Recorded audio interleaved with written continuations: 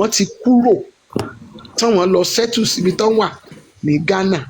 Nítorí náà ẹ jẹ́ ká gbé àwùjọ kan kalẹ̀, gbogbo àwọn ọmọ Yorùbá Madam Asha, tilé toko ẹ ti wà ní àwùjọ yẹn already. Ẹ ti wà ní àwùjọ yẹn already. so kì í ṣáà máa ṣe lórí platform wa tó ti wà established already. Kán darapọ̀ mọ́ wa kájọ máa ṣe bákan náà, kájọ máa ṣe businesses papọ̀. Kájọ máa ṣe businesses papọ̀, kájọ máa ṣòwò pọ̀, kájọ máa ṣe oríṣiríṣi pọ̀. Nǹkan tá a fẹ́ nìyẹn. Nítorí wípé eléyìí gan tún máa jẹ́ kí àwọn èèyàn wa kán ní opportunity. Àwọn Yorùbá tó wà ní Bẹ̀nẹ̀, wọ́n lè wá eléyìí tó bá lè kọrin nínú wọn, eléyìí tó bá jẹ́ artist nínú wọn. Àwa náà lè kòlábò pẹ̀lú wọn, ẹni tó bá jẹ́ olórin láàrin wa wọ́n á kòlábò pẹ̀lú wọn. Eléyìí tó bá jẹ́ nǹkan tá a bá ń ṣe ẹ jẹ́ ká kòlábò. Excuse me. Mama dáná òwúrọ̀lẹ̀ pọ̀ jù. Ó wọ bàtà ọdún ẹ̀ òun ló fi ṣakọ́ kiri lé. Ẹ fi mí sílẹ̀. Ṣẹ́yìn náà gbọ́nu, ẹ̀yin náà gbọ́nu. Nítorí náà ẹ jẹ́ ká darapọ̀ mọ́ra wa. Kí lẹ ti sọ? Mo ní ẹ̀gbọ́ ìdúró Bọ́ọ̀bù sí ìkílẹ̀ sọ. Ẹ̀yẹ sọ good morning. Ẹ̀gbọ́ ìdúró nínú ohun ẹ̀ bó inú ṣe ẹ̀ sọ dùn good gan ni, morning. ó ti wọ American shoe, ó ti wọ American shoe. Ó sọ Bàtà good morning Christmas rọ̀lẹ́ ó ti fi ṣọdún sí. Excuse me. Láago mẹ́fà bọ̀. Excuse me, go and remove that shoe. Go and remove that shoe. Bàtà tuntun tó fẹ́ bàjẹ́.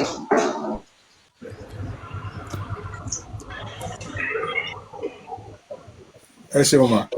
So let me quickly use this opportunity Àsìkò to ti say tó. this. Eléyìí tí àwọn ọmọ Yorùbá tán lọ ń bá àwọn àtọ̀húnrìn wá ṣe, tí wọ́n ń rí wá fín, tí wọ́n ń rí wá fín, tí wọ́n ń gàn wá kiri.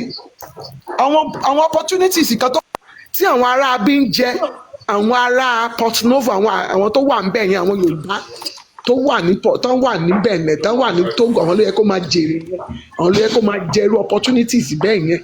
Nítorí náà ẹ jọ̀ọ́, a ti bẹ̀rẹ̀ lónìí, ẹ má jẹ́ kí nǹkan tá a bẹ̀rẹ̀ lónìí, ẹ má jẹ́ kó kú, ẹ jẹ́ ká gbárùkù tì kó bá lè gbòòrò sí i. Nǹkan tí mo fẹ́ sọ nìyẹn. Ẹ pẹ̀lẹ́ sá, ẹ káàbọ̀ sórí ètò yìí, mo máa follow yín sìn. Màá follow yín sìn so that lóòrèkóòrè àjọ máa tọ́lọ̀ má dẹ̀ pèsè fún wa, a kàn lè organize gan fún excursion, ká wá síbẹ̀ yẹn, ká wá ṣeré lọ́dọ̀ yín, ká wá gbádùn bẹ̀ yẹn, ká mọ bí Port Novo lè ṣe rí. Gan.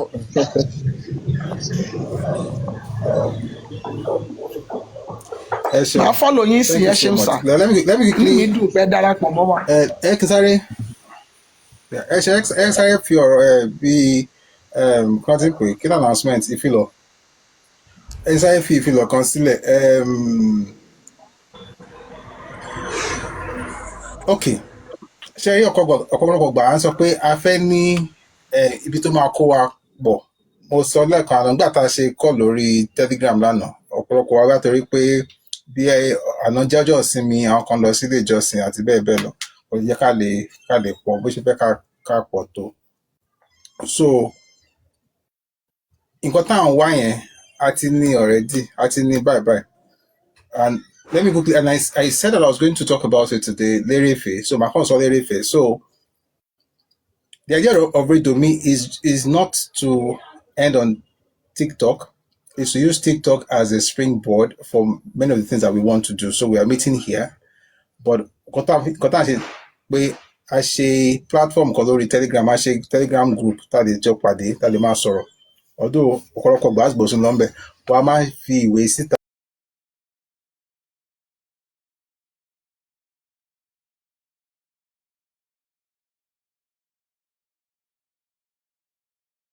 sísìn yìí. So number one, Redomi fúnra rẹ̀ ọ̀nà mẹ́ta ni ọ̀nà nǹkan tá a fẹ́ ṣe. Àkọ́kọ́ ni ẹ̀kọ́ kíkọ́. A fẹ́ kọ́ àwọn èèyàn wa nípa èdè wa, nípa àṣà wa, nípa ìtàn wa àti bẹ́ẹ̀ bẹ́ẹ̀ lọ.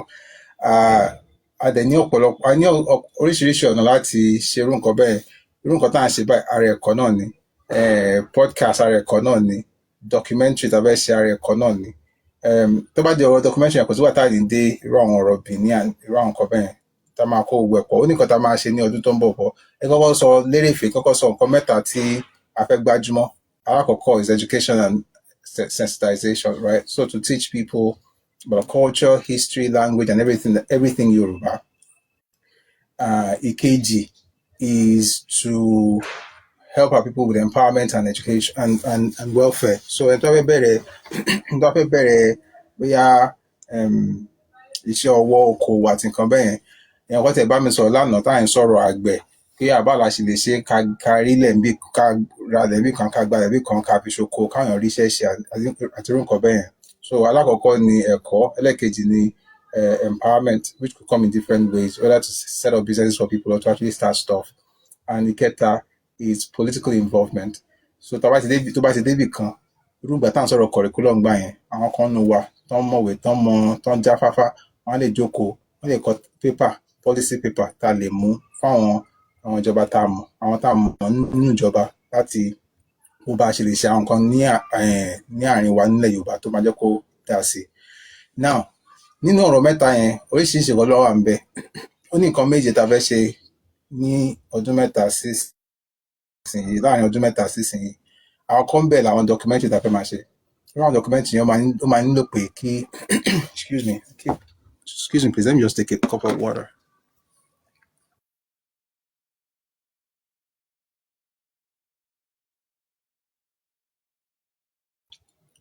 Yeah.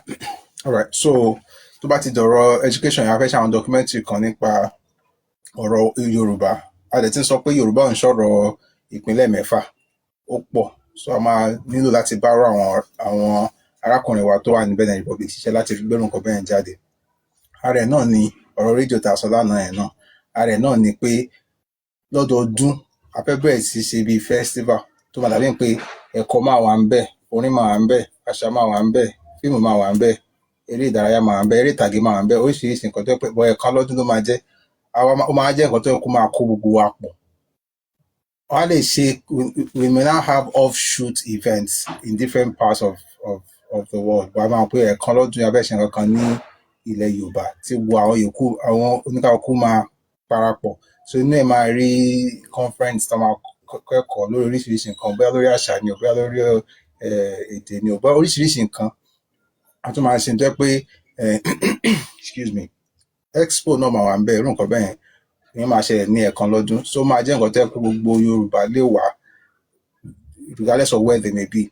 But of course, we're having spin-off events. Then they shift from place to place at a smaller scale in different locations. Still, technical hour. So this in buying, saying Kako mo as okay o. Àwọn Yorùbá kan pọ̀ ní Kako Big Benin Republic. Ìsìn a lè gbé kíní ẹ̀ka kan ṣe. Ó lè má tóbi bó ṣe máa bí ti ọdọọdún yẹn máa ṣe tóbi, but at least àwọn náà a máa lọ from place to place.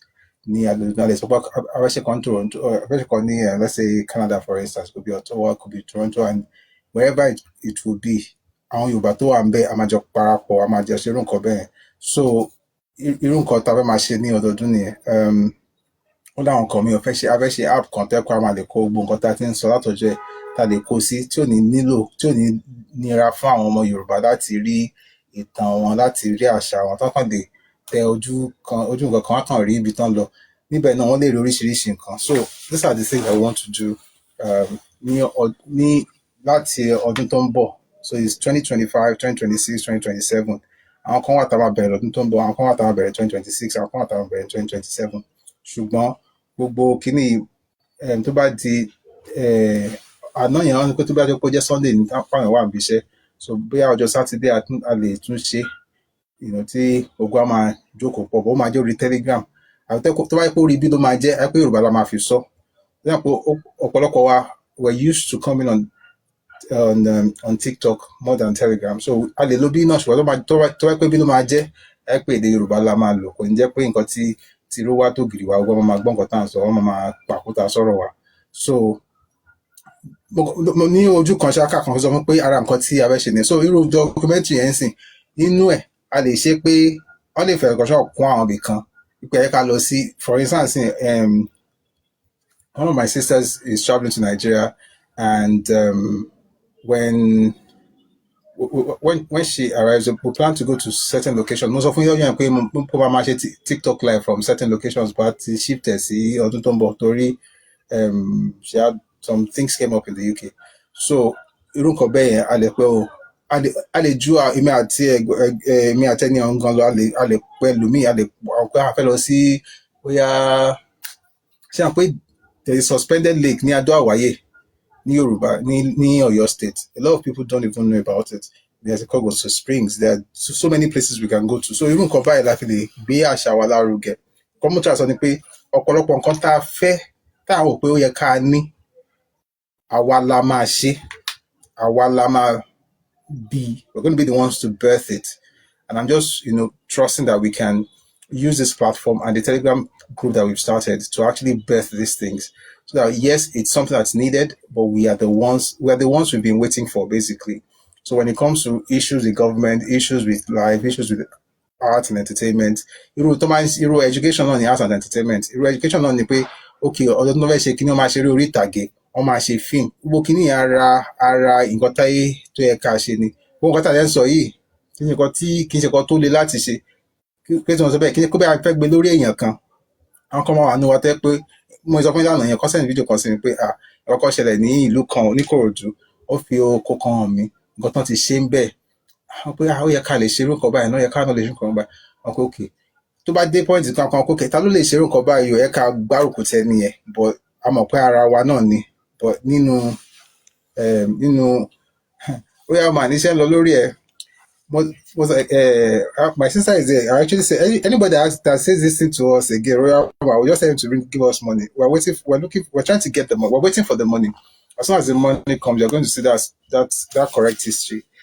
We actually spent more than a year researching just that Oduduwa as the movie, and it's a lot of work. Sometimes movies, if you want to do it right, yes, Mr. Kazim, we have money.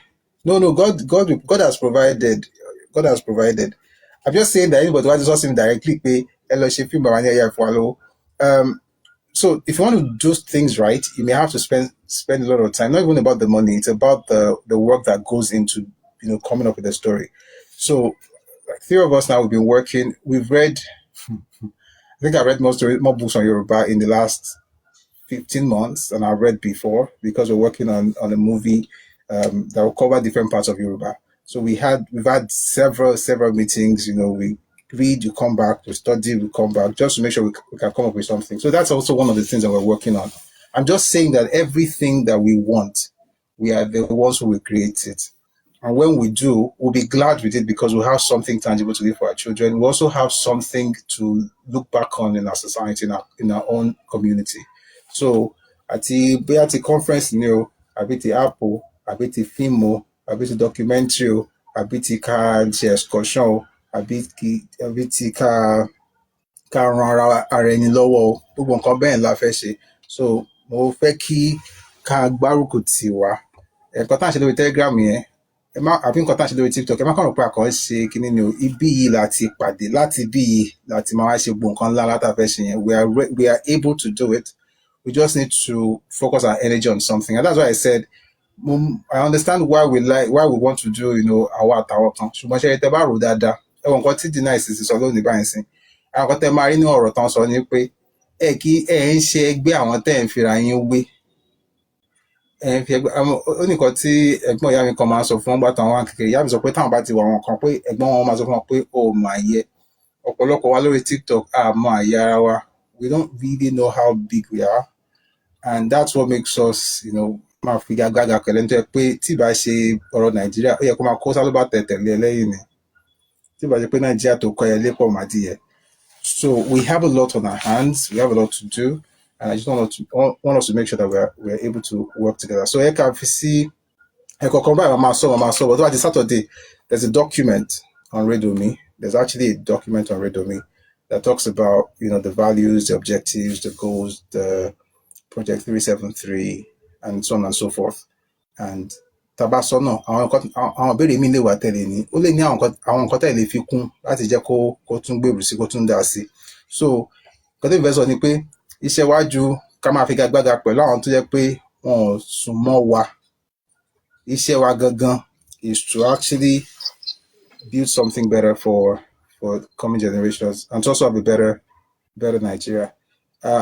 Mo tún dúpẹ́ lọ́wọ́ Ọlọ́run pé àbí mo dẹ̀ dúpẹ́ lọ́wọ́ tiwa wọ́n ti gbé èèyàn kan wọlé ńsìn tó jẹ́ ara àwọn tí à ń retí. Ẹ káàbọ̀ sórí ètò wa o. Assalam àbí Assalam. Babu Sui gbọ́ máa sọ̀rọ̀. Assalam náà. Ẹni sùúrù Mr. Martin, ẹni sùúrù. Àwọn ẹ̀wọ̀n kan láwọn àlejò ìbéèrè làwọn ṣe lónìí a máa béèrè ìbéèrè. Mo ní ìbéèrè náà ni. Ẹni sùúrù. Assalam, ẹ káàbọ̀. Ẹ máa béèrè ẹjọ́ ẹ̀kọ́ fún. Ẹ káàbọ̀ kí n. Ẹ pẹ̀lẹ́, ẹ kú àtàárọ̀. Ẹ ǹlẹ́. Ẹ ṣe gan. Ẹ pẹ̀lẹ́. Ẹjọ́ ìlú wo lẹ́yìn tí orílẹ̀-èdè wo lẹ́yìn mọ̀ pé Yorùbá ní ṣùgbọ́n orílẹ̀-èdè wo ni ẹlẹ́wà àbílẹ̀ ti wá? Okay, now ìlú òbò ni mo wà, but Abidjan ni mo bí mi sí. Mo bí mi sí Abidjan, mo dàgbà láàrin Abidjan àti Togo. Okay, so bí pé ọmọ bàbá yín bí pé bàbá yín Abidjan àti ìyá yín àbí? Abidjan ni mo ti bí mi, but Yorùbá ni àwọn family mi o. Yorùbá ni wọ́n. Ṣé Yorùbá Nàìjíríà ni wọ́n ní àbí Yorùbá Nàìjíríà ni Ọ̀ṣun náà Yorùbá Nàìjíríà ni wọ́n Ọ̀ṣun state. Ṣé Èjìgbò? Ìyá mi Èjìgbò ni ìyá mi. Ìlàó ni dájú mi. Ọmọ Ìlàó ni dájú mi. Èjìgbò àti Côte d'Ivoire. So Èjìgbò ni ìyá yín? Èjìgbò ni ìyá yín. So ṣé Nàìjíríà lè máa ń claim àbí Côte d'Ivoire? Nàìjíríà ni. Nàìjíríà ni, but táwọn èèyàn bá gbọ́ bí mo ṣe sọ wọ́n mọ̀ pé ìgbé Nàìjíríà bí ìdàgbà sí Nàìjíríà, but Nàìjíríà ni. Ṣé máa sọ Gẹ̀ẹ́sì àbí Faransé lẹ máa sọ? Àbí méjèèjì? Méjèèjì, Yorùbá, English díẹ̀ àti Faransé àti French. Àti French. Oh, okay. So báwo ló ṣe rí níbẹ̀? Ṣé àwọn òbí yín ibẹ̀ náà bí wọ́n sí ni àbí ilẹ̀ Nàìjíríà náà bí wọ́n sí? Ibẹ̀ ni wọ́n bí wọ́n sí, so ibẹ̀ ni wọ́n ti dàgbà. Ibẹ̀ wọ́n ti dàgbà, ibẹ̀ ni wọ́n bí èmi àti. Àwọn òbí yín gan ibẹ̀ náà bí àwọn náà sí? Ibẹ̀ ni wọ́n bí àwọn náà sí. Ibẹ̀ ni wọ́n bí àwọn náà sí. So bẹ́yẹn sọ́ọ̀sì yìí ò kí n bá lè mọ̀ bí mo gbọ́ yín kí n bá lè mọ̀ bí mo gbọ́ yín yé. Àwọn bàbá bàbá yín. Ṣáwọn náà lọ sí Abidjan? Àwọn ni wọ́n lọ sí Abidjan. Àwọn ni wọ́n kọ́kọ́ dé Abidjan. Wọ́n wá bí bàbá yín sọ̀hún? Okay. Ṣé ẹ lè sọ kọ́kọ́ fún wa ń pa ìrìn àjò wọn bí wọ́n sọ fún yín nígbà tẹ́ ń dàgbà báwọn ṣe débẹ̀ báwọn ṣe. Mo ìmọ̀ ìkẹ̀kẹ̀ dẹ́ but mo mọ̀ pé wọ́n wá Abidjan ìgbà tí nǹkan ṣẹlẹ̀ ní Nàìjíríà, so iṣẹ́ tó sára ló gbé wọn lọ sí Abidjan. Ìmọ̀ bóyá mo sọ French sórí Yorùbá mi o. Ẹ máa sọ báyìí, ẹ má wọrí bẹ́ẹ̀ ṣe ń sọ ní Yorùbá yìí náà ló ti bí Yorùbá ṣe rí náà ó sì dà báyìí. Tẹ́tẹ́ bá dá French lẹ́yìn sí akọ máa wò kéènì after bonjour bonsoir ó dàárọ̀ ló kù. So iṣẹ́ nǹkan ṣẹlẹ̀ Nàìjíríà ni mo mọ̀ ó fi ní mo fi dé Abidjan. Ìgbà tí wọ́n wá dé Abidjan ẹ mọ̀ Abidjan àwọn tó kàn nǹkan tí mo mọ̀ pé àwọn Yorùbá pọ̀ l'Abidjan. A pọ̀ l'Abidjan àwọn Yorùbá a pọ̀ gan l'Abidjan. So gbà táwọn àwọn bàbá yín dọ̀hún yẹn iṣẹ́ mọ́ṣẹ́ tó ń ṣe nígbà tán dọ̀hún ó níbi tí mo lọ pẹ̀lú ìbéèrè mi o. Iṣẹ́ tí mo ṣe mo mọ̀ pé ní ìsinyìí iṣẹ́ tí mo ṣe tẹ́lẹ̀tẹ́lẹ̀ mo mọ̀ ń ta àwọn nǹkan ni bí àwọn nǹkan ilé àwọn nǹkan tí àwọn ìyàwó tà lónìí bí kẹ́ńkẹ́yẹrí làwọn ń pè lọ́dọ̀ wa bó tí mọ bó ni ti sọ Yorùbá mo mọ̀ ta gbogbo nǹkan tẹ́ bá fẹ́ wá gbogbo nǹkan tẹ́ bá fẹ́ rí ẹ rí lọ́dọ̀ àwọn ìyá Yorùbá Abidjan mi mo mọ̀ sí pé wà ní gbogbo nǹkan tẹ́ bá fẹ́ gbogbo nǹkan tẹ́ wá. So bí àwọn ohun èlò ìkọ́lé Voilà, àwọn nǹkan ọmọ en tout cas àwọn Yorùbá Abidjan gbogbo ẹ̀ ní wọ́n ń tà.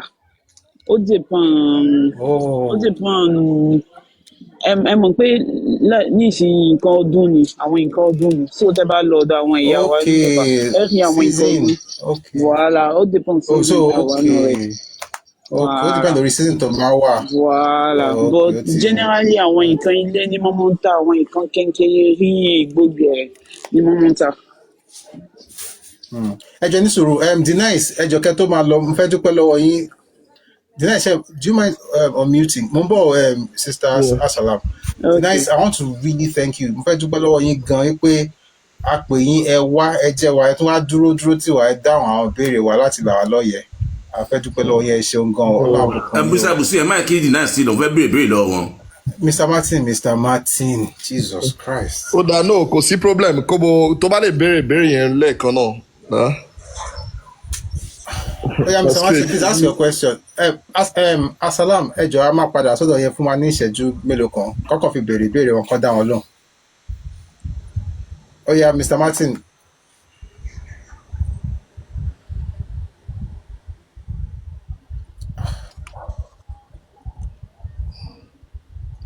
We have to wait 43 seconds for him to mute. Okay, so but while he's waiting to be unmuted, so Denise, I want to appreciate you. Thank you so much for taking out the time to talk to us today. Báyìí èmi fẹ́ gun train bóyá tí mo bá ti délé torí inú train network ẹ̀ dà bóyá tí mo bá ti délé mo lè padà wá. Non, Aslam, s'il te plaît, faut pas faire ça, faut rester encore un peu. Non, en fait, je suis dans le métro, quoi. Je vais prendre le train, tu vois. Tu sais que dans le métro, le truc n'est pas bien. Donc, quand je remonte à la maison, je peux revenir. Ouais. Voilà. D'accord. All right, Denise, we'll wait for Mr. Martin later, but just to thank you for everything you did for us. No, you're welcome.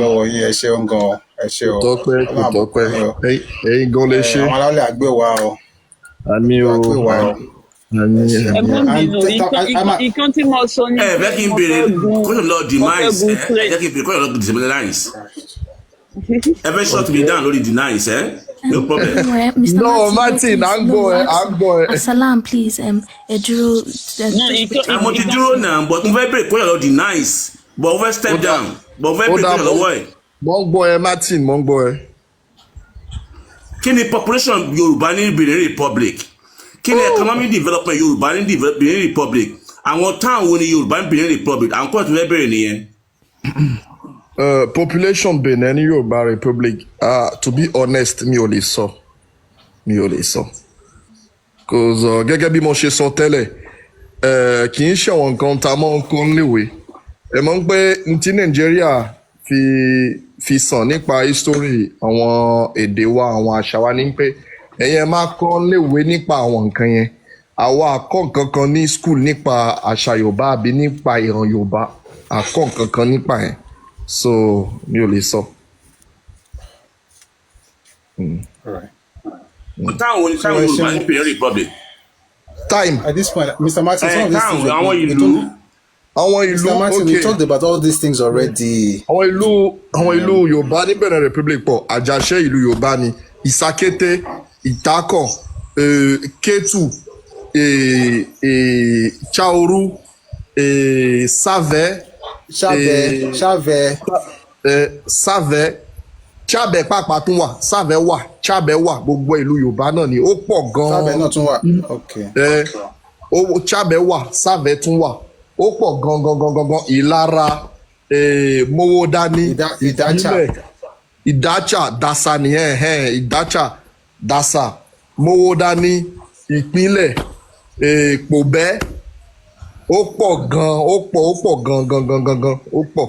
And again, brother mi, development àwọn ìlú yẹn compared to that tribe ní Benin Republic, ewu ló ga jù bẹ́ẹ̀ sí Yorùbá ní àbí other tribes. Bon, a bá fẹ́ sọ àwọn Yorùbá àti àwọn. Mr. Martin. Denise. Yes. Okay. Probably see gbọ́dọ̀ tèmi nìyẹn mo ń gbọ́ ilẹ̀ ní platform yín but because mo fẹ́ mọ̀ nìyẹn mo lè Mr. Martin, ẹ má bínú bá bùkún ẹ má bínú. mi ò bínú ìbéèrè kan fún èèyàn kan ni wọ́n dẹ̀ ti béèrè ní káàkó dẹ̀ ti dáhùn alálejò mi tó fẹ́ wọrí train gbogbo nǹkan tẹ́ ń béèrè yá ti sọ tẹ́lẹ̀ àwọn yòókù àlè máa sọ láàrin ara wa ẹ jọ̀ọ́. So Mr. Denice ẹ jẹ́ kan parí ẹ̀ bóyá fún bí ìṣẹ́jú kan ká lè lọ sọ́dọ̀.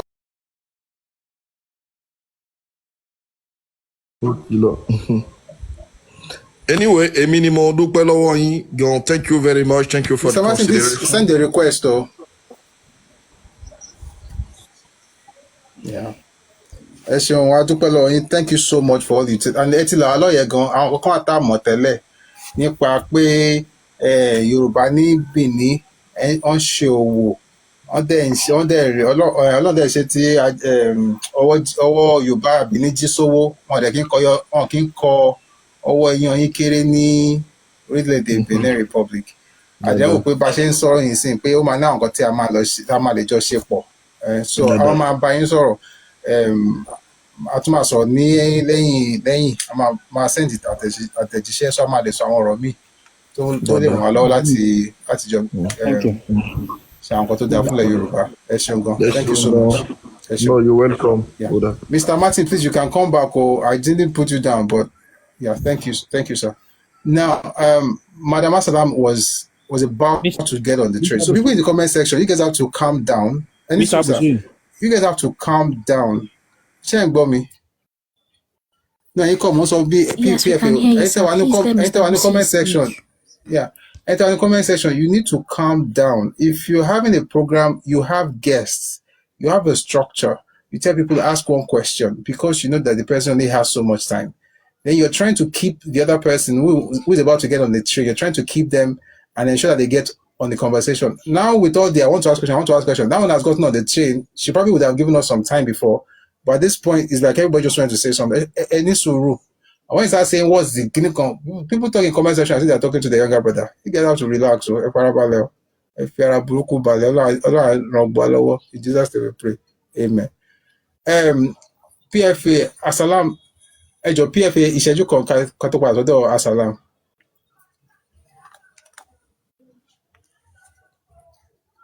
PFA ẹ náà wọ́n ti mute yín.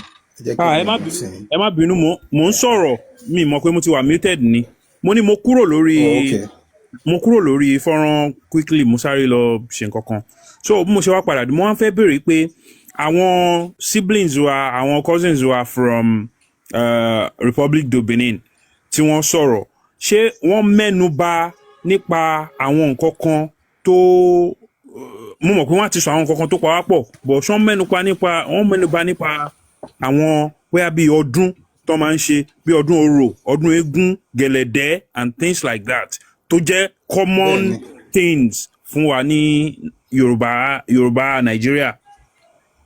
Bẹ́ẹ̀ni as a matter of fact ẹni yẹn sọ fún wa gan pé ìlú ìyá látọ̀dọ̀ ìyá wọn máa ń ṣe eégún bọ́ lọ́dọ̀ bàbá wọn máa ń ṣe orò pé àwọn máa ń bá wọn ṣe ọgbẹ̀ pé ní ọ̀tún ẹ̀tún dọ́rọ́kọ fún wa pé àwọn kan wà ní tó jẹ́ ègùn ṣùgbọ́n tó máa sọ pé Yorùbá làwọn wípé àwọn yẹn náà wọ́n máa ń ná owó tó pọ̀ láti gbé eégún lọ́dọọdún.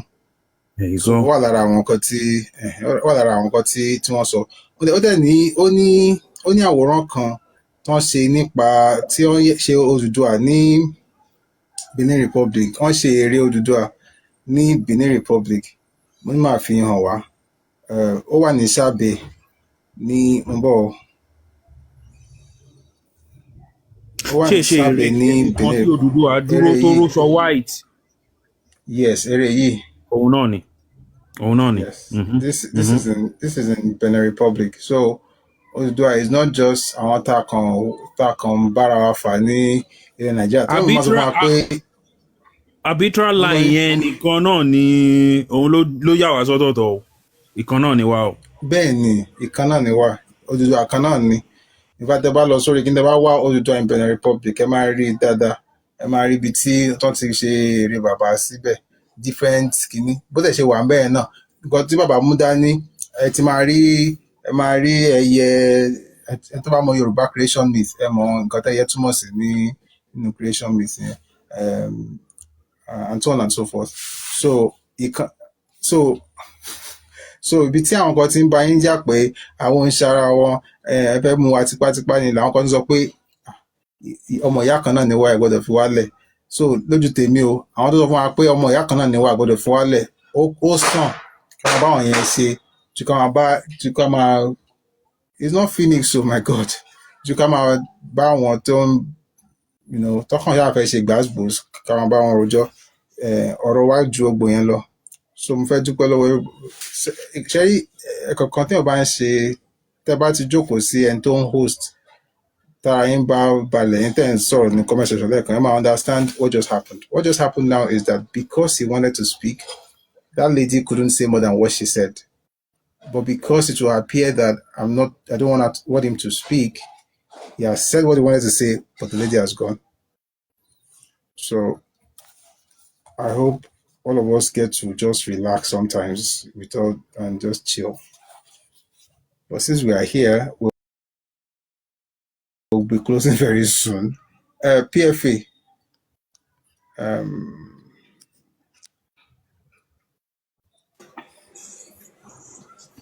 Mr. Abusui.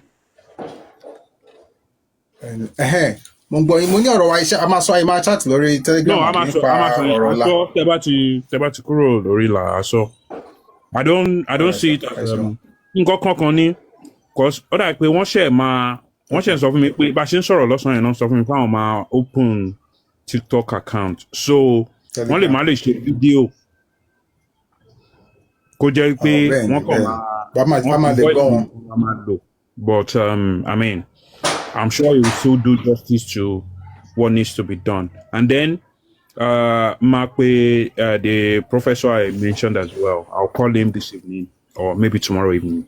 We'll arrange him as well. We should be able to have him as well. And eléyìí tí ọ̀rẹ́ mi Dustman sọ yẹn náà, I'll try and work on that as well. All right. Ẹ ṣé gan. Thank you so much. Kí wọ́n jọ máa ṣeré papọ̀ ní Palace. Ẹ ṣeun, thank you so much, PFA. I appreciate that. Máa send message sí nínú Telegram. A ní àwọn àgbààgbà kan lórí pẹpẹ. Lọ́la, a máa ní àlejò. So, ẹ jọ̀ọ́ tẹ́ wá sókè. Báyìí ṣe látàárọ̀, bá ṣe ń ṣe látọ̀kan yẹn bẹ́ẹ̀ ni kẹ́ ṣe ti ṣe. Ẹ má ṣe pé mo fẹ́ sọ̀rọ̀. Torí ìgbà míì ó lè ba balance nǹkan tá à ń ṣe ó lè dàrú kì í ṣe pé bẹ́ẹ̀ ẹ lè má mìíràn àti ṣe bẹ́ẹ̀ o bọ̀ ó máa ń rí bẹ́ẹ̀ nígbà míì tábà farabalẹ̀ fúnra wa so ọlá yẹn àwọn alálejò tá a máa fẹ́ béèrè lọ́wọ́ wọn àwọn kan wà tẹ́ pé tá a bá ṣe ń béèrè yẹn ẹ lè máa fi ránṣẹ́ sí mi nínú DM àti wò pọ̀ meanwhile everything tá à ń sọ bíbí tẹ́ bá mísì tó bá ní àwọn kan Mr. Demo, the person from the Republic has already stepped down. Until I'm bit now, so but you can ask your question. Who knows? Somebody here might be able to answer you. Because Allah won't job none in So Mr. Demo, please you can ask your question in the comment section and then we'll respond to it. So tomorrow we're going to have a guest. We started a conversation today, of course, Yorùbá in diaspora, and Akonra debut Brazil, we didn't even go deep into it, just to ask and the question really was how the 9% of the entire African slave population, how did they manage to have so much influence over the culture of the Caribbeans and African Americans, generally speaking? And obviously, down bearing pé wọ́n máa ń ṣe àgbájọwọ́, they have the spirit of association, and it also wípé wọ́n ní civilization tó ti ń bọ̀ ní Nàìjíríà wọ́n tó dọ̀hún wọ́n ti ní bó ṣe mọ́ra wọn a sọ̀rọ̀ pé wọ́n máa ń ṣe okòwò ọ̀pọ̀lọpọ̀ tí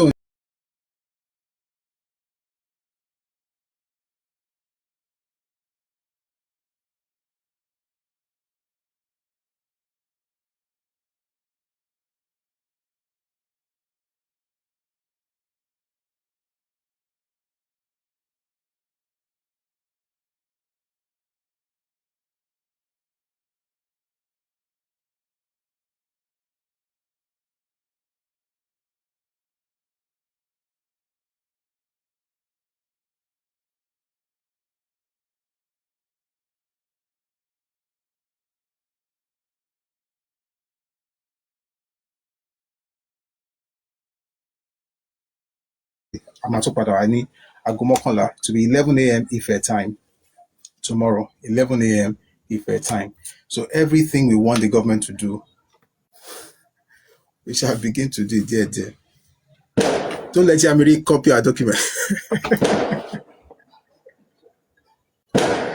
And guys, no broku. Having said that, so thanks to everyone again. Thanks to the people in the comment section. Thanks for being here all the while. Thanks for supporting. I'm not sure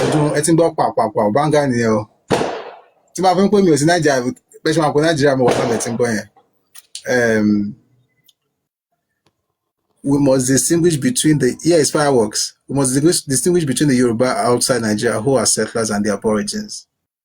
Yes, they are Yorubas who are aboriginal to Togo, to Benin Republic. But many Yoruba, I'm not saying all, but many Yoruba people that will say, in fact, all gone in Cote d'Ivoire, they are actually they are Nigerians who are settlers in but some of them not in maybe 3-4 generations or just like the Ogbomoso people in Ghana. But am I making Masoroju? Mr. Okay, Olukumi, Professor Ekabo, I think we should and will explain. What's going to collect Togo and Benin passport? It's the same West African passport now, Yoruba Global. It's not. It's not ECOWAS passport. You cannot name. Olukumi, are you there? Okay, local. Yeah, local Moambiba. Sheng Bomi. All right. Mo dáhùn yín mọ̀. Yes, mo gbọ́ yín. Ẹ̀kalẹ́ àbí ẹ̀kalẹ́ láti bíbí yìí. Fast PTSD. Yeah, sorry. It's not bad. Ọba tó wà tẹ́ni ọba mi. Mo gbọ́ yín Question jàre. tẹ́mi fẹ́ béèrè bóyá gbogbo nǹkan tí ẹ̀yin ṣe.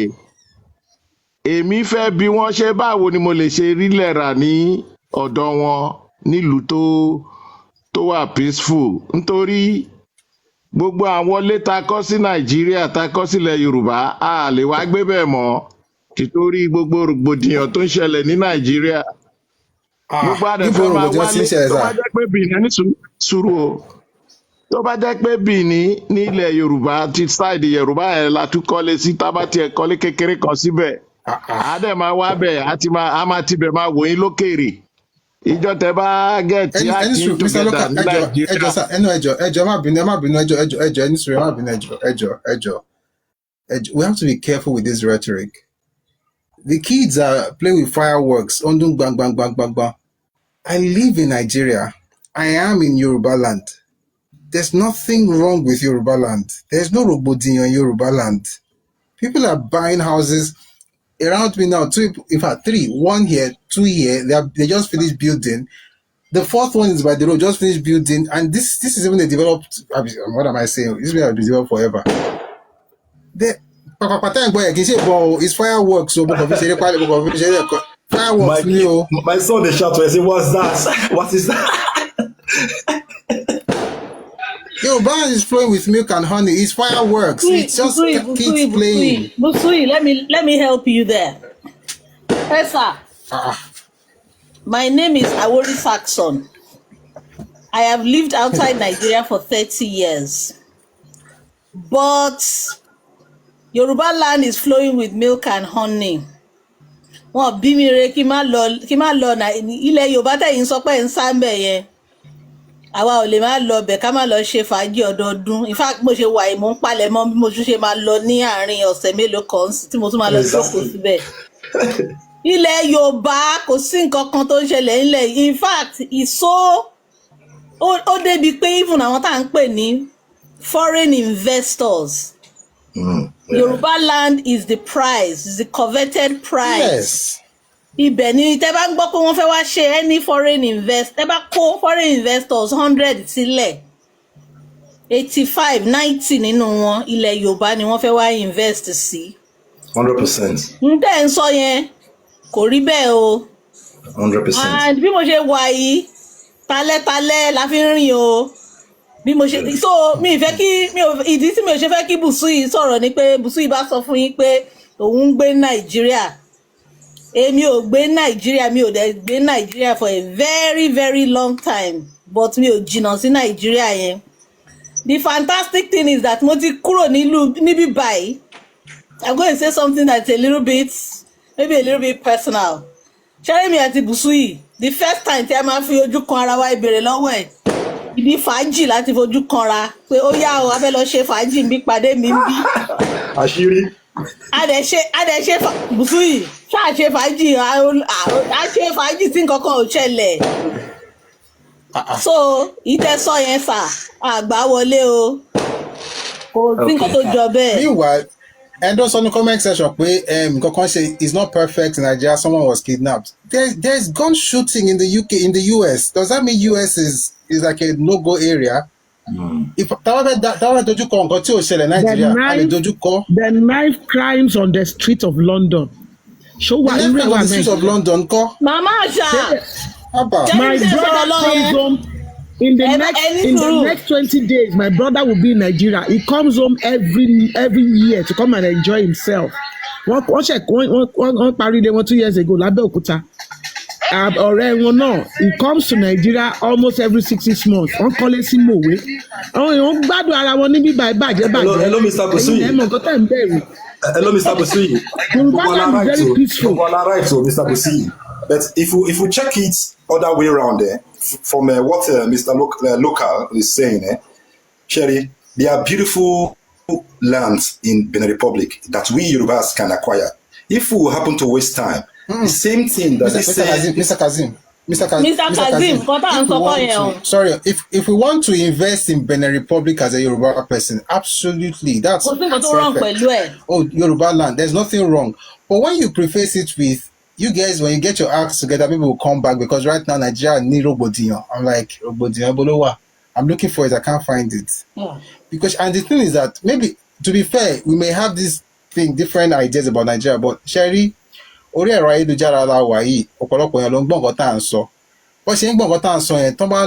are people, for instance, who have not been to Nigeria in 5, 10, 15, 20 years who actually listen to this, I want to say podcast, to this live session. And some of them, àwọn àlejò wa kan náà sì wà ń bí báyìí. àwọn àlejò wa kan sì wà ń bí in fact àwọn kan sì wà ń bí àwọn àlejò wa kan sì wà ń bí tó jẹ́ pé kì í ṣe Nàìjíríà náà dúwà bọ̀ Yorùbá ni wọ́n kó wá gbọ́ pé ẹ máa rò pé ṣé tẹ́ bá wo bóyá máa sọ ń gbà mí ẹ máa rò pé bá Nàìjíríà is like this hotspot ẹ pé everything tó ń ṣẹlẹ̀ ní gbogbo ẹ máa rò pé Afghanistan ni Yorùbá land is the prize. I will keep saying it.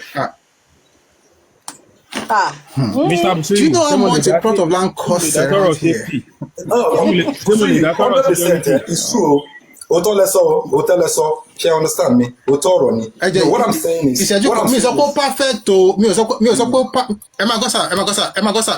perfecto. I'm not saying that we have no issues, but then the question is, who doesn't? Is there any part of the world where they don't have issues? And again, if you ask people, what exactly is the issue with Yoruba land? There's nothing. No issues at all. Because, and let me even tell you the funny thing. While we are doing this, while we are looking for the things to condemn about Yoruba land, you have Dangote building the biggest refinery in the same Yoruba land. Exactly. Meanwhile, we are not in the country. We'll now come back later and say, once it bad, once it cock, okay. No. Boya Nkoti, Mr. Look and try, let us extend our groove. You understand? Let us extend our That is the point. I am for it. Yes. I am for extending. I'm for that. But I'm not. I don't like it when people say things like Nigeria. I'm proudly Yoruba Nigerian, 100%. You understand? So Tabarika, because I've been going there since 99. You know, since 99. I think groove there. You get it now. Groove there, Cape Verde Island, Bobo Benye. Okay. You get it now. So groove. ẹ̀yin jọ ní fàájì tí ẹjọ́ fàájì ẹ̀wà mẹ́wàá tẹ̀mí àtàwọn orí sàkóso ṣe fàájì bẹ́ẹ̀ ẹ̀yin jọ ní fàájì bẹ́ẹ̀ àbá ti wá kalọ̀ ṣe fàájì nǹkan fàájì.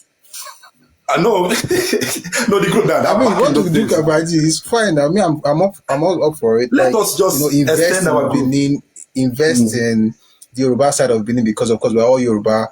Exactly.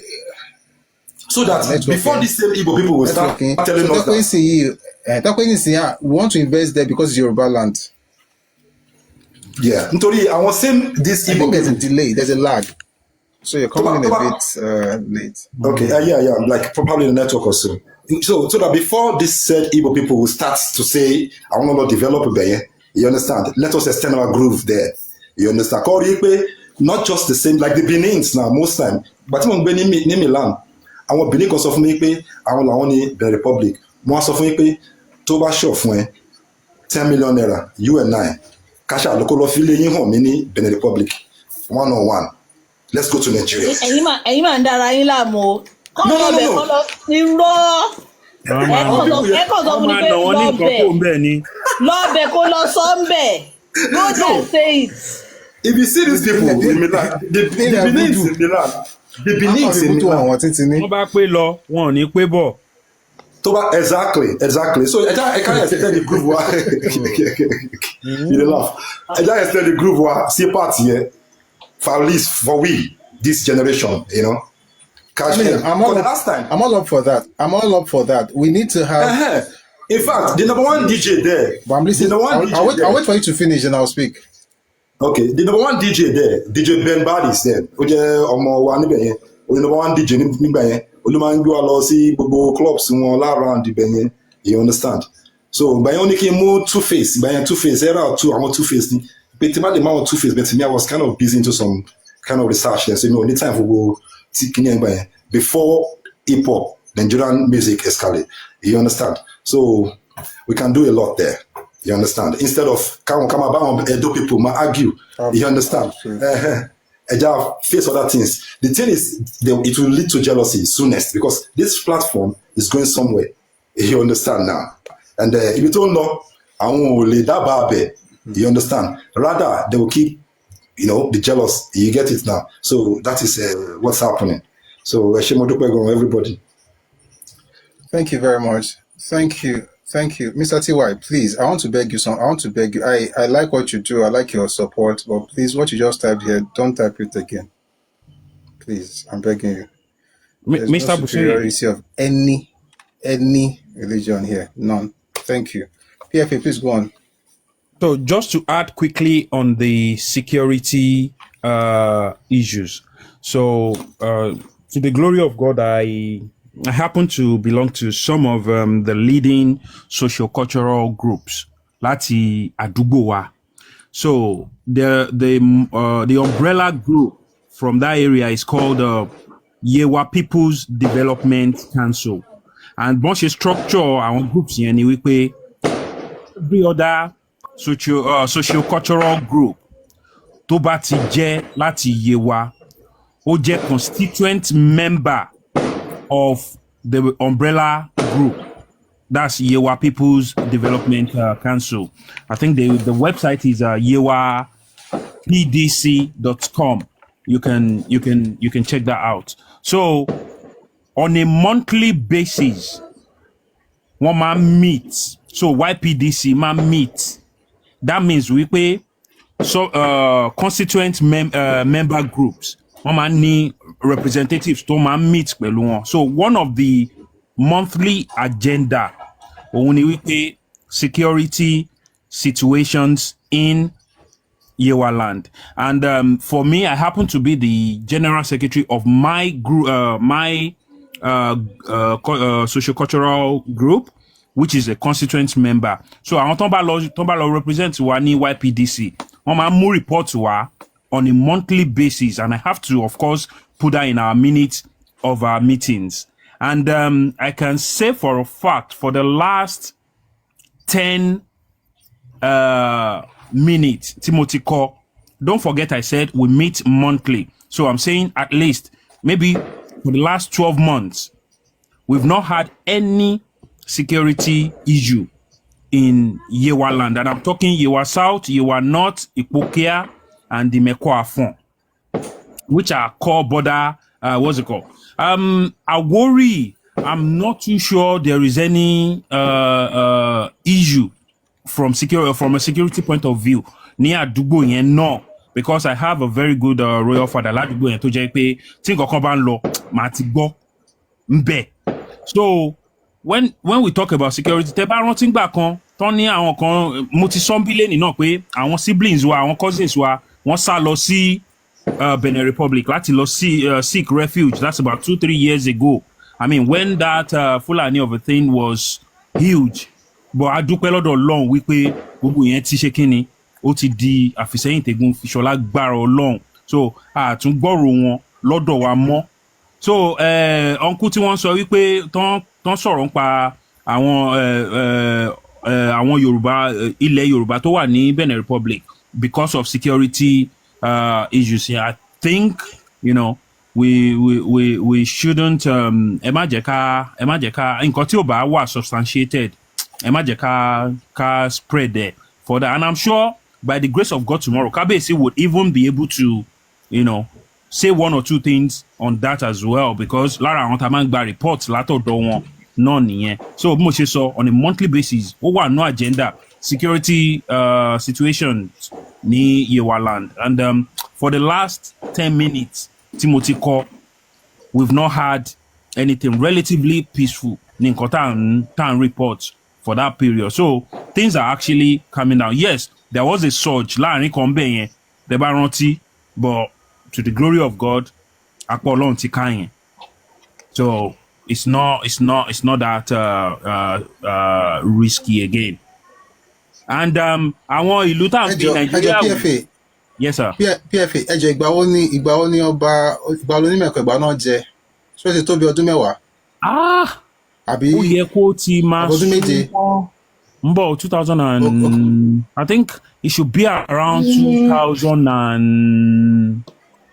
Mi rò pé ó ti tó bẹ́ẹ̀ o, because. bí 2014-15. ẹjọ ṣọ́rọ̀ ẹ máa gbọ́ orúkọ ọmọ kọfẹ́ mọ́ ṣáwọn ni ọba Ọlánìtẹ̀ Benjamin. Yeah, àwọn nìyẹn. ṣáwọn ni Benjamin. Yeah. I think around 2014-15 ni Kábíyèsí máa jẹ. I'm very sure. Okay. Olúlàró 2014 ni. Olúlàró ṣẹ̀ṣẹ̀ ṣe 10 years last year or so. Bí 2012-2013 ni Olúlàró. Because the previous Olú tí ta gbọ́njúmọ̀ dáadáa Adékànbí wàjà around 2010 or so, maybe 2010 or thereabout ni Adékànbí wàjà. So yeah. Okay. Yeah. Anyway, we have no issues. Okay. So ẹ ṣe mo kàn fẹ́ mọ̀ nǹkan ni. Then kàn yé ṣe direct comparison Nigeria pẹ̀lú ọ̀pọ̀lọpọ̀ gbogbo àwọn ìlú tó ń fi Nigeria wé yẹn. Christmas market ní Germany nídọ̀wọ́ wọ́n sì wá mọ́tò lọ pa àwọn èèyàn bẹ́ẹ̀ o. So àbí o ìjẹta máa ní o. So àwọn kan sì súnra wọn àwọn kan sì dáná súnra wọn ní airport. Àmọye. You understand? So Yorùbá land relatively peaceful. It's not relatively peaceful. It is peaceful. I said peaceful. Thank you. Yorùbá land is the Thank prize. Thank you. It's the prize. Yorùbá land is the prize. Why is it that everybody is trying to invest and they are choosing Yorùbá land as their destination? Abba. No. AKMA is Yorùbá. At the end of the day, Mr. Local is Yorùbá. At the end of the day, everything is relative to something. No, mo optimism, but at the end of the day, everything is still relative to something. So far as you are measuring something. Right. Okay. So relative to what are you measuring this Yorùbá land with? Relative to what? What are we measuring it with? Relative to England, relative to USA, relative to what? I'd like to know. Even relative to England. No, now wait. Relative. I don't know about other places, but relative to England or Europe. Yoruba land is relatively peaceful as compared to maybe other parts of Nigeria. I don't want to say that. Relative to. I'm not even thinking of anywhere abroad now. Okay. But I know Yoruba land is relatively peaceful compared to other parts of Nigeria. Another thing is... I'm saying that let's even compare it with England. Let's compare it with with the US. So you know why I wouldn't do that partly because the report of crime in Nigeria is very, very faulty. There is a huge problem with crime reporting. So a lot of things can go under the radar. Things that would happen in Nigeria and wouldn't raise anyone's eyebrows, for example, if it were to happen should I make you laugh? Okay. Should I make you laugh? Do you know, on an international scale, also at the international level, the crimes in the US are actually not even underreported. They are less than underreported. The crimes in America and the UK. Maybe. Many people outside those spaces don't even know 1/10 of what's going on there. So I'm just saying that I get what you're saying. Like maybe they don't report crimes to the police and everything. But it's only when you go out of your way to even watch local channels in the in America that you even get to know that okay, come by and say that now I'm buying. I'm not see. I think you're talking about police now, like connected to the police. No, so you're saying sometimes it's until you watch local channels to become yes. Well, other people hearing me in real time though. Okay. Yes. Yeah, we can. Okay, so what I want to bring to Mr. Abusi so is slightly Mombo.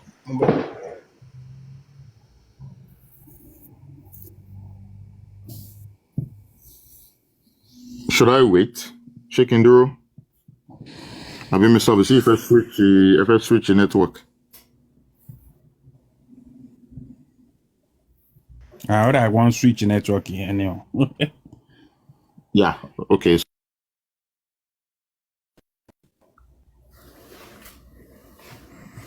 So, when I say underreported, I think Mr. Abusi is talking about popularity because he says sometimes it's until you tune into local news that you hear some of these things that happen. But at least they get reported. That's why it's even on any news platform in the first place. As compared to... Can you hear me now? Welcome back. Yeah. Yeah.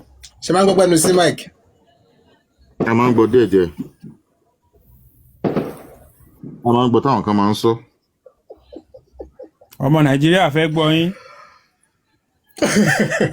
I'm laughing because the kind of news that you hear in Nigeria sometimes you'll be like, how? They are reporting things, so whether it's the police or with the policy mic, I'm more confident with mic sharing, but I mean the Yoruba news. The Yoruba news. I want to be banger networking.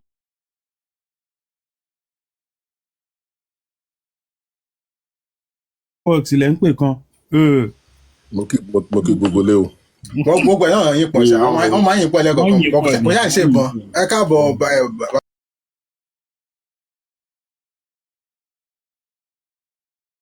display. Yeah, kó máa dún ni, tó bá dún gbà. Yes. Tó orin Yorùbá ní ṣe máa ń play yẹn. Ó dàn kó méjì náà yà, ó dàn kó méjì náà. Okay, mo ń gbọ́. Orin Yorùbá ní máa ń play yẹn, so I did something. What I did was mo wá fi ṣe bí English version. So I will give it to you so you can be playing it as well once in a while. But I can play it for you for people to hear now. Then I will send you the audio. And the coffee support the program. Maybe you should send it to me. Then I will now play it. Okay. Where do I send it? I think that will work. Busui Oris on Telegram. Okay, let me send this to your Telegram. Busui Oris on Telegram. Okay, so you can play it for people to hear. It's been a long conversation.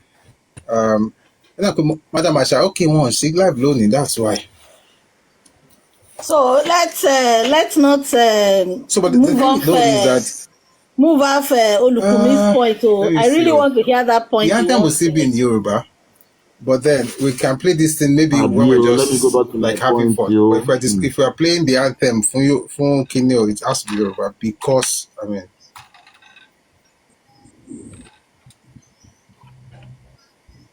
Can I go back to my points now? Thank you. Okay. Oh yeah, look, meanwhile, I think round up one in the because but yeah, please, please, you have the mic. So I insist on using the word relative. Absolutely, yeah.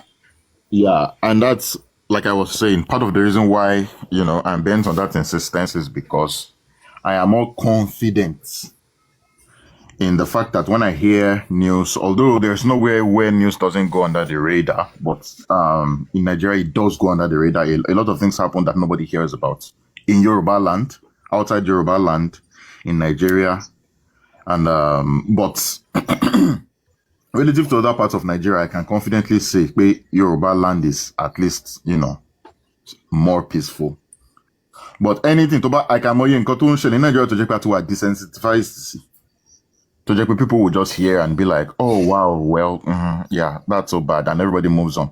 Abroad, local news channels, at least in Nigeria, it may not even make the news. That's just the truth.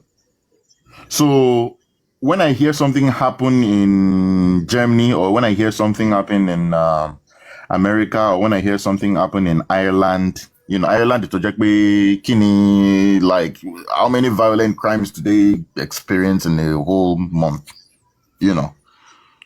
When things happen, they make the news. People hear about them. Not to say that there are absolutely no news events that get swept, under the radar, but at least local news, there is a high probability, or there is a high chance not much outside of that is happening that is not going on, that is going unreported. So I would say, relatively speaking, thank you, compared to other parts of Nigeria, Yorùbá land is more peaceful. So that's my own POV on this whole issue. And I'm liking the optimism, I'm liking the patriotism, I'm liking the love for land and everything. And we only hope and pray that things get... So I don't think this is even about... So this is not even about optimism. Let me just quickly say that. This is not even about optimism. I'm not saying what you're doing is optimism. No, I'm not saying what you're doing is optimism. I know that Shona is not tongue-in-cheek. No, tongue-in-cheek, but no. I'm just saying... Help me koboko.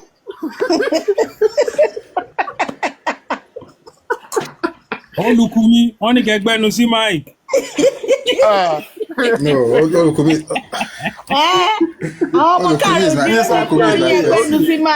Adeoba, if you say Gbenusi Mike is a system of broken system, if you say, if somebody in the comment section says Gbenusi Mike is a symptom of a broken system, what would you call Jerry Springer?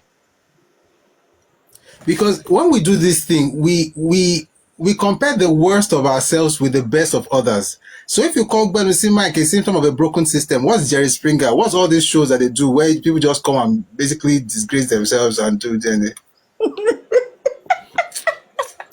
No, I'm not talking to you, Olukumi, but that means in the comment section, don't call Gbenusi Mike a symptom of a broken system. Jerry, you know, there is a UK equivalent of that. Word is perfect. Jerry Springer. I worry Saxon. Kí lorúkọ bọ̀bọ̀ tí ò ṣe relationship mọ́ yẹn. Àwọn tó máa ń bára wọn sùn, tó máa ń bímọ. It's not a perfect. Jeremy Cow. Jeremy Cow. There's a UK equivalent.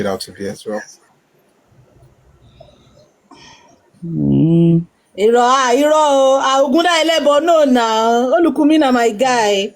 Mo kàn fẹ́ kàn fún wọn kàn bá mi fún wọn kòbókò 1 or 2 lẹ́ni for that comment about our patriotism. But since you have since that bá wọn bẹ̀bẹ̀. Exactly. Amada kòbókò the UK omi pe system UK ti break down. Ama bá wọn dá kòbókò yẹn. Look, let me tell you, do you know that it's so bad in the UK that the only reason why I don't live in London is because of my children. Like, I cannot risk it. Of course, our Saxon, you know that within the UK, for example, there are identified hotspots, right? Like, it's not like if you go to one place in near the Scottish border, or you go to somewhere, yes, no, or that if you go to somewhere wait, or that if you go to somewhere in the Wales Highlands, where people live a peaceful rural life, that some of these things are,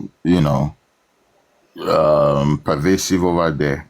it's mostly like in the urban cores, most especially places like inner London, that man go by one knife stabbings and Inner London, Manchester, Birmingham, Glasgow, Liverpool. Specific areas. But the truth is that that's how it is across most urban areas of the world too. Exactly.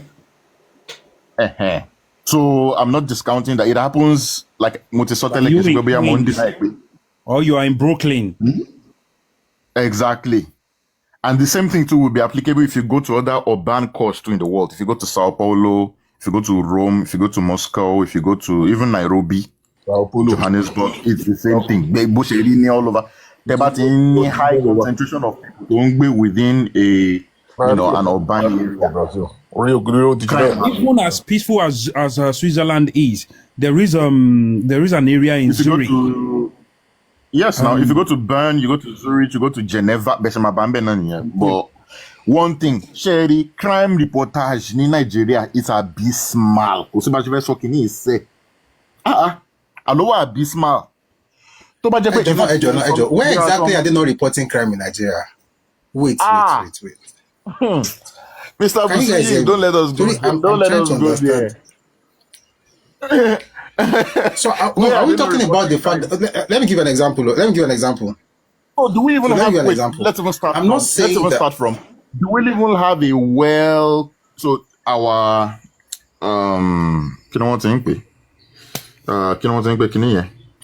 of command, right? And our crime departments in our police stations, for example. So let's even start with how many police stations per 10,000 people. Then we leave there. We also go to the fact that we're not well policed. No, because you started with how many crimes go under the radar. That's how you started, right? But we've established. No, it's not about going on like no. So I'm talking about I'm talking about official stats. So I'm talking about official stats that log statistics in where I can compare them. So if crime reporting centers are already deficient in the first place, the places where you can go to report crimes gone it's already no. So that there's a problem with that. No. So I think you are making a fundamental mistake. Mr. Busi, policemen. Okay. Some we don't have police stations. So there is. Okay. So Olukumi, you're looking at it from my network. The documented. I don't know what's where happening. the official police. Please continue. I'll switch it. Yes, now documented. So go and bring your proof. Olukumi. Go and bring go and bring your attested journals. So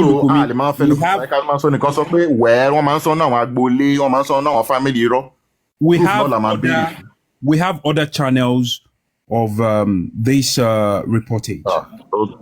A very good, and it's still working because it's something I experienced firsthand. Wait, Mr. PFA, do you know how much? Only our palaces. For example, Eduro, do you know how much RAPE in Nigeria goes under the radar? Nobody talks about it, and it's happening. I'm not disputing your fact, but I want structures kan si wa to ṣiṣẹ́. Jerry eléyìí tẹ́ sọ yẹn ní tẹ́ sọ sí yẹn.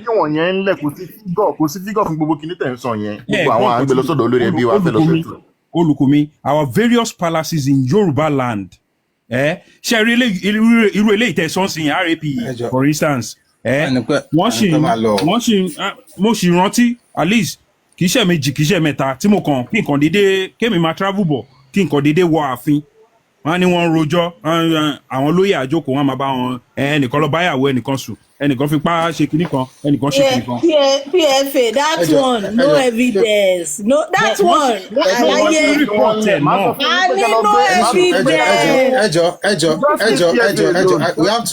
We have to. I have to close because like I have to be out. But let me just say something about. No evidence. Sorry,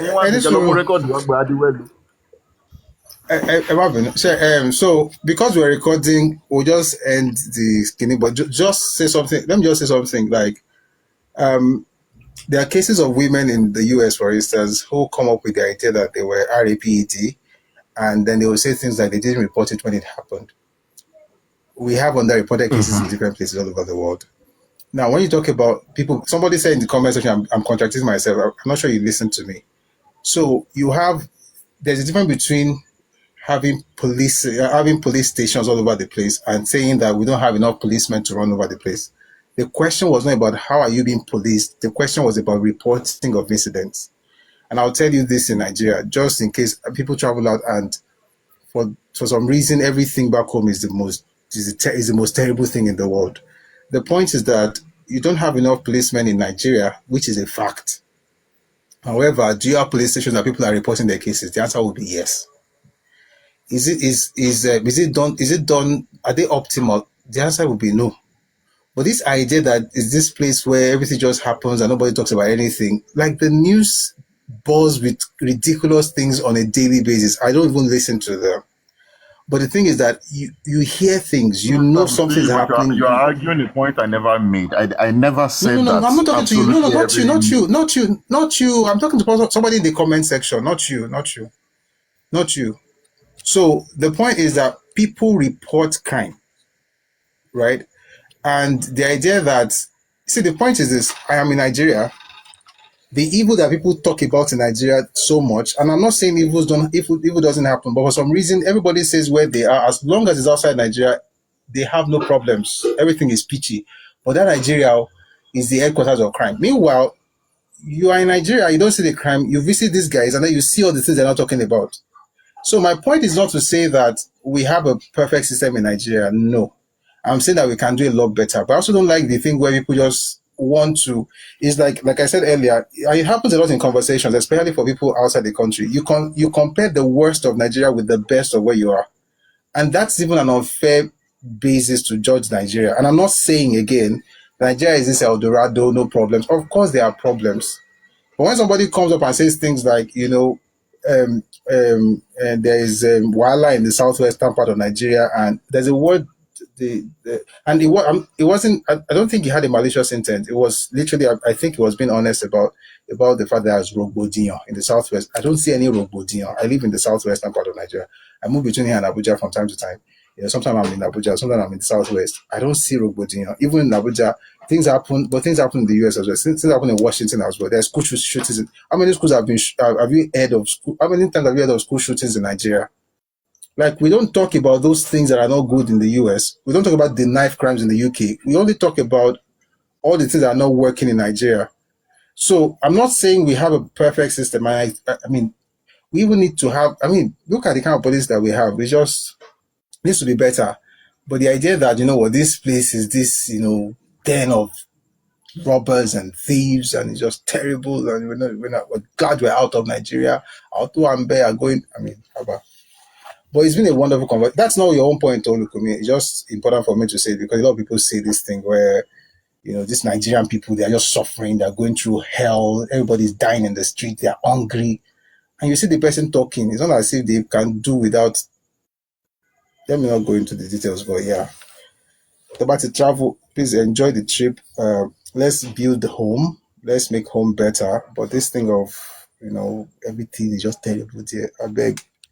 I think people also say that to make themselves happy about where they are, because they're not necessarily doing so well. It happens a lot, I've noticed, especially when you visit. But thank you very much, everybody. It's been a wonderful conversation.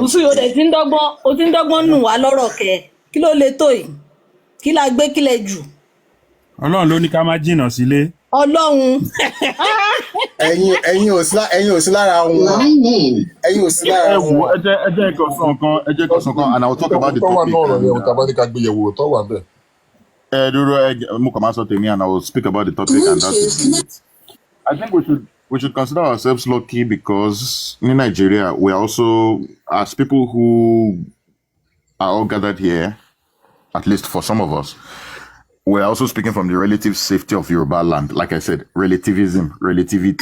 As compared to other parts of Nigeria, Yoruba land is safe. Torí school shootings, so it's not like wars don't happen within that geographical contraption called Nigeria. Ó ń ṣẹlẹ̀. Wọ́n lọ sí school. Wọ́n hear àwọn ọmọ. It happens. Hundreds of even in that Nigeria. Ṣé wọ́n pa àwọn ọmọ school ni? So wọn kì í bomb school ni? No, ṣé àgẹ̀kọ̀ ọmọ school Mexico? Ṣé àgẹ̀kọ̀